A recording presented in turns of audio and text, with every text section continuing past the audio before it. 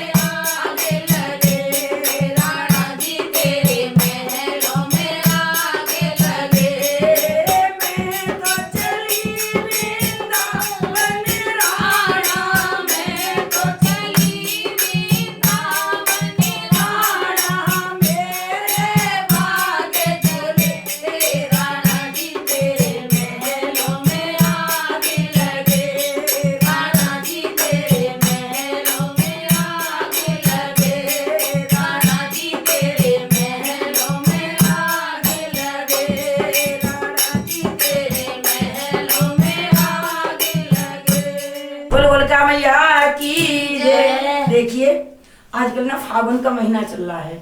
नंदगांव बरसाने में बहुत तगड़ी होली होती है, लठमार होली होती है, रंग गुलाल उड़ते हैं। नंदगांव के बरसाने में आते हैं होली खेलने और बरसाने के नंदगांव में होली खेलने जाते हैं। भीड़ भाड़ में सखियों का आपस में पता नहीं क्या क्या सामान कहाँ गिर जाता, कुछ पता नहीं रहती। जैसे बाजूबंद। हाँ, तो एक सखी कहती है, देखो बहन मेरी किस तरह से, मेरा खोए गया बाजू बंद रसिया हो